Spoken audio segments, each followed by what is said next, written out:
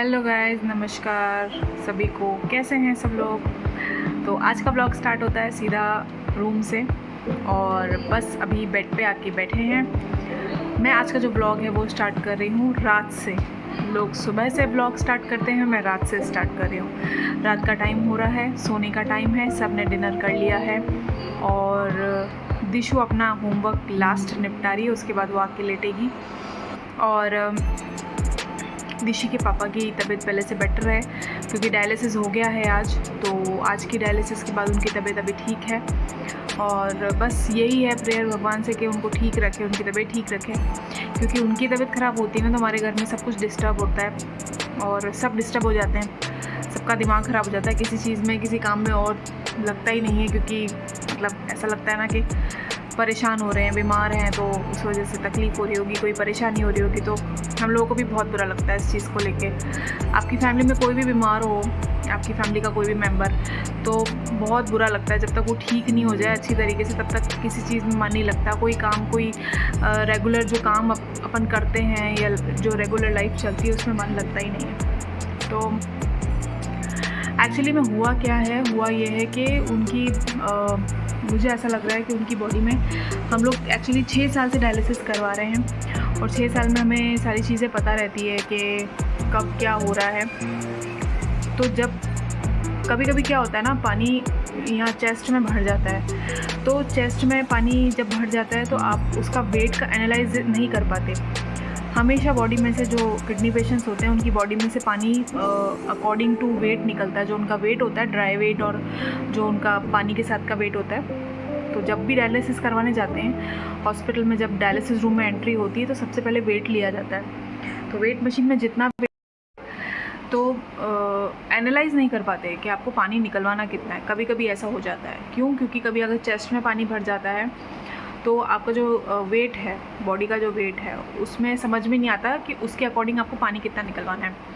अगर मैं हस्बैंड की बात करूं तो हमने अभी बैक टू बैक एक दिन छोड़ के एक दिन डायलिसिस करवाई है, तबीयत ज़्यादा ख़राब होने की वजह से, क्योंकि उनको सांस लेने में तकलीफ़ हो रही थी। पानी जब भर जाता है तो ये तकलीफ़ होती ही है, हर किडनी पेशेंट को पता है कि ये तकलीफ़ होती है। तो हमें अब समझ में नहीं आ रहा था कि हम पानी कितना निकलवाएं। वो जो मशीन होती है जिससे डायलिसिस होता है उससे पानी निकलता है, अब उससे पानी निकलवाएं तो कितना निकलवाएं। हर बार वेट के अकॉर्डिंग निकलता है। तो हम लोगों ने पिछले बैक टू बैक डायलिसिस करवा के अभी तक जो पानी एक्स्ट्रा जो उनकी बॉडी में भर गया था, अगर मैं एनालाइज़ करूँ तो हमने 8 से 10 लीटर पानी उनकी बॉडी से निकाला है अभी तक। तो सोचिए 8 से 10 लीटर पानी जो एक्स्ट्रा उनकी बॉडी में भरा हुआ था वो उनको कितना परेशान कर रहा होगा। और अभी भी पूरी तरीके से उनका पानी नहीं निकला है, क्योंकि एक डायलिसिस में आप मैक्सिमम 4 लीटर पानी निकाल सकते हैं, उससे ज़्यादा ऊपर पानी नहीं निकलता। ये हर किडनी पेशेंट को पता होगा। तो और वेट के अकॉर्डिंग हमें पानी निकलवाना था, तो हम कभी तो 2500 निकलवा रहे थे, कभी हम 3000 यूएफ निकलवा रहे थे, तो ऐसे हो रहा था। आज हमने 3200 निकलवाया है। तो बहुत मुश्किल हो जाता है इस चीज़ को एनालाइज़ करना। जो ये किडनी की बीमारी है ना भाई, आप और बीमारियों को एनालाइज़ कर सकते हो, उनका ट्रीटमेंट ले सकते हो, लेकिन किडनी की बीमारी जब भी, मतलब किसी को ना लगे, भगवान ना करे कि ये बीमारी किसी को मिले, क्योंकि ये बीमारी ऐसी है ना, इसमें आप एनालाइज़ ही नहीं कर पाते हो कि बॉडी में एक्चुअली में हो क्या रहा है और आपको जो पेशेंट है उनको देना क्या है, क्या करना है उनके साथ। कभी कभी ऐसा होता है, मेरे हस्बैंड को पानी की, तो भाई ये जो बीमारी है बहुत ही ख़तरनाक है। किडनी अगर किसी की भी ख़राब होती है तो मतलब सच में वो पूरा घर सफ़र करता है, पूरा घर। वो जो पेशेंट है जिसकी किडनी ख़राब हुई है वो बेचारा तो हर तरीके से सफ़र करता है, हर तरीके से दुख तकलीफ़ परेशानी झेलता है, लेकिन उसके अलावा घर वाले भी झेलते हैं। मैं समझती हूँ, मैं मानती हूँ इस बात को कि जो शारीरिक तकलीफ़ होती है वो तो पेशेंट की ही होती है, वो पेशेंट को ही मिलती है। सच में बहुत बुरी चीज़ होती है, क्योंकि पिछले 6 साल में मैंने उनको हर तरीके से इतना परेशान देखा है, इतना दुखी देखा है कि मतलब मुझे समझ नहीं आता कि मैं उनकी हेल्प किस तरीके से करूं। कभी कभी मैं हेल्पलेस हो जाती हूं कि मैं उनको ऐसा क्या करूं कि उनको रिलीफ मिले।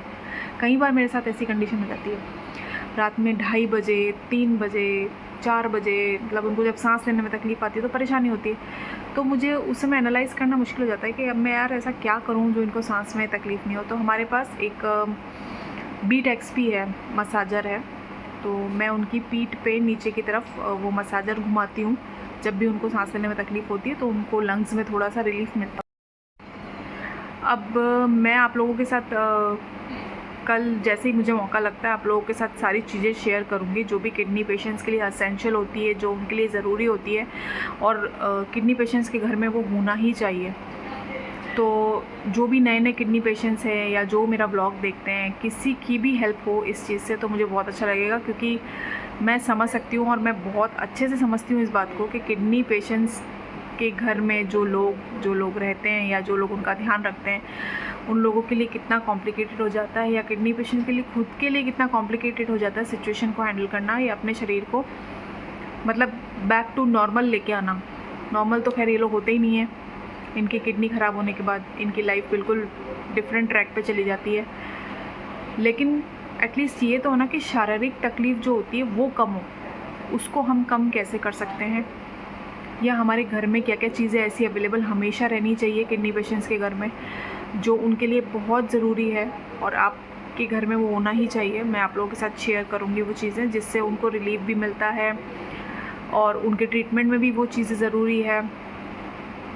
सारी चीज़ें मैं कल आप लोगों के साथ शेयर करूँगी और आप लोगों को बताऊँगी कि मेरे घर में किडनी पेशेंट ऑलरेडी हैं तो उनके लिए हम लोग क्या क्या चीज़ें अपने घर में रखते हैं, हमारे पास क्या क्या चीज़ें हैं जो कभी भी नीडेड होती है, कभी भी ज़रूरी होती है। तो बहुत जो ब्लॉग है वो बहुत ही क्या कहूँ मैं आपसे, किसी को शायद फ़ायदा कर सकता है ये ब्लॉग, तो प्लीज़ ध्यान से देखें और जो भी चीज़ें मैंने आपको बताई है वो ज़रूर से अपने घर में रखें, क्योंकि बहुत ज़रूरी है ये चीज़ें किडनी पेशेंट्स के लिए। और मैं आप लोगों को दिखाऊंगी, बताऊंगी कि कौन सी चीज़ क्या काम आती है और कब काम आती है। So good morning guys, welcome back to our new vlog. तो अभी सुबह के 7:30 बजने वाले हैं और मैं जा रही हूँ दिशु को स्कूल छोड़ने के लिए। मैडम हमारी रेडी हो रही हैं, आज सैटरडे है तो उनकी सैटरडे की यूनिफॉर्म ये है जो मुझे काफ़ी अच्छी लगती है। दिखाना दिशु। और पीछे का जो मैस है उसको इग्नोर कीजिएगा, सुबह का टाइम है तो ये मैसी हो रहा है सब। आप मेरे बाल देखो, मम्मी ने इतना तेल भर दिया, अभी हाथ ऐसे है और अब ऐसे है। ये रियल, अभी तो फिल्टर है लेकिन आप ऐसे देखना। गुड। तो ये ऋषि की आज सैटरडे की यूनिफॉर्म है और ये देखिए पूरी आप यहाँ पे देख सकते हैं सैटरडे की यूनिफॉर्म।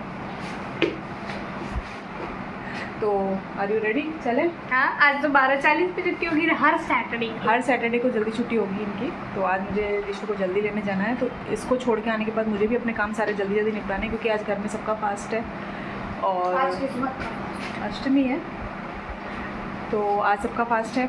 जल्दी से आके फटाफट से नहाऊंगी, व्रत वाला खाना बनाऊंगी और हमारे साथ बने रहिएगा हमारे वीडियोस में, ताकि आपको हम भी दिखाएं कि हमने आज क्या क्या बनाया था हमारे व्रत में। मुझे जल्दी छुट्टी होने की खुशी इसलिए नहीं है कि घर जल्दी आऊँगी, मुझे छुट्टी होने की खुशी इसलिए है क्योंकि मेरे को सिर्फ मेरे फेवरेट पीरियड अटेंड करने पड़ेंगे। बेकार लगेगा, कुछ बेकार नहीं होता, सब पढ़ना होता है। चलिए गाइस, मिलते हैं आपसे। सो गाइस, हम लोग जा रहे हैं स्कूटी पे मेरे स्कूल, आप देख सकते हैं।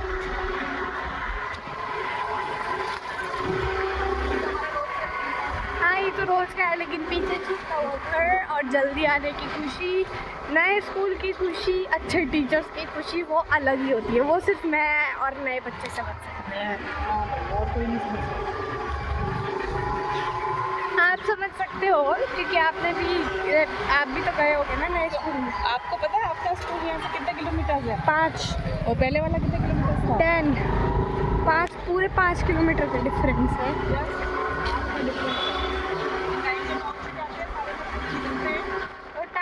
भी यहाँ पर बहुत अच्छा है, 7:50 to 1:50 और आज का है 7:50 to 12:40। हर सैटरडे का 7:50 to 12:40 है यहाँ पे। आज आपको जल्दी लेने आएंगे। हाँ, स्कूटी पे आना, मुझे स्कूटी पे बहुत मज़ा आता है। बेटा डिपेंड करता है क्योंकि आज मेरे को किडनी का वेन्यू सेट करके जाना है तो पापा के साथ जा रही है। अरे इस बार की किट्टी में तो मैं भी जाऊंगी मम्मी के साथ। हाँ मम्मी की किट्टी खुली है और इस बार की पार्टी मम्मी देगी तो मैं जाऊंगी इनके साथ। सो गाइज फाइनली नहा के आ गई हूँ। आज घर में सबका फास्ट है और आज फास्ट का ही खाना बनेगा। तो आज मैं बनाने वाली हूँ साबूदाने की खिचड़ी, दही और फ्रूट्स मिक्स करके। फ़िलहाल अभी यही सोचा है कि यही 2 चीज़ें बनाऊँगी। दिन में मैं सोच रही हूँ सिंगाड़े के आटे के और कुट्टू के आटे के पकौड़े बना लूँगी और धनिया की चटनी बना लूँगी। आज क्या दिशी का जल्दी छुट्टी होने वाली है तो उसको भी लेने जाना है। तो बाहर की जो आवाज़ें आ रही हैं उसको अवॉइड कीजिएगा क्योंकि आसपास कंस्ट्रक्शन भी चल रहा है और सुबह का टाइम है तो कोई ना कोई सब्ज़ी बेचने वाला या कोई ना कोई आता ही रहता है। तो प्लीज़ अवॉइड, इग्नोर। तो चलिए फटाफट से मैं बना लेती हूँ खाना और बनाने के बाद आपको दिखाती हूँ कि मैंने क्या क्या बनाया और उसके बाद हम क्या करने वाले हैं। अरे बहुत कुछ है यार घर में करने के लिए, कमी है क्या काम की। व्रत का खाना रेडी है जिसमें साबूदाने आलू की और मूंगफली की खिचड़ी और ये है दही केला। इसमें केला और ड्राई फ्रूट्स और मैंने क्या डाला है, हाँ अंगूर और चीनी। तो कैसा लग रहा है, लग रहा है ना टेम्पटिंग सा। सो गाइस किट्टी के लिए मेन्यू डिसाइड करने के लिए भटक रही हूँ। समझ नहीं आ रहा है कि इस बार किट्टी दूँ कहाँ पे, क्योंकि इस बार मेरी किट्टी खुली है और मुझे किट्टी देनी है। गेम्स वगैरह भी मुझे डिसाइड करना है खिलाने वाला। तो लेट्स सी कि अब कहाँ पे किट्टी दूँगी अभी समझ में नहीं आ रहा, देखते हैं। बड़ा एक्साइटमेंट है, बहुत सारे पैसे मिलेंगे पर पैसे मिलने से पहले किट्टी पे पार्टी भी देनी पड़ेगी और गेम्स भी खिलाना पड़ेगा। तो भटक रही हूँ धूप में दिन की। देखिए मेरा डेडिकेशन देखिए, धूप में भटक रही हूँ क्योंकि मुझे प्लेस फाइनल करनी है। मुझे 9 तारीख को देनी है किट्टी। लेट्स सी कि अब मैं करती क्या हूँ, कहाँ पे करती हूँ पार्टी। जब भी करूँगी बहुत प्यारा सा व्लॉग बनाऊँगी, प्लीज़ ज़रूर से देखिएगा मेरा नेक्स्ट किट्टी का व्लॉग, क्योंकि किट्टी मेरी ही खुली है और मेरी ही किट्टी का होगा व्लॉग तो बड़ा मज़ा आएगा। प्लीज़ देखिएगा। हाँ जी टीवी देख रहे हो? होमवर्क बचा है लेकिन आलस आ रहा है फोन अंदर पड़ा। अच्छा पता है हमारे ना यहाँ सोफे के नीचे इतना कचरा भरा है। ये क्या है? क्या है?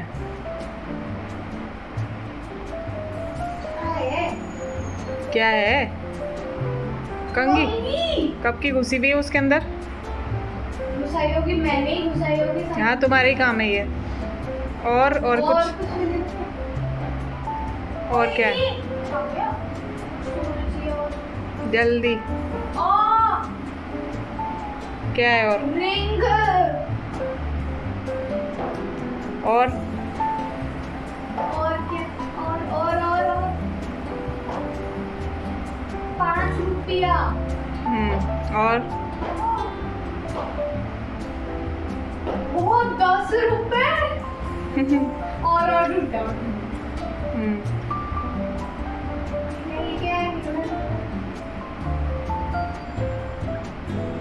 ये क्या है? टूथपिक भी घुसा रखी है अंदर, किसी के चुभ जाए जो बैठे सोफे पे।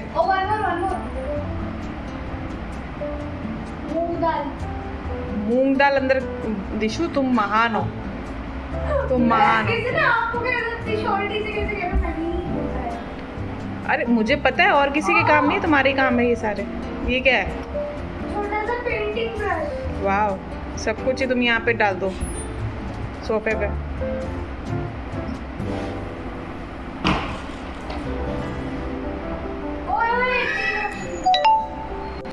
क्या हो रहा है यहाँ पे?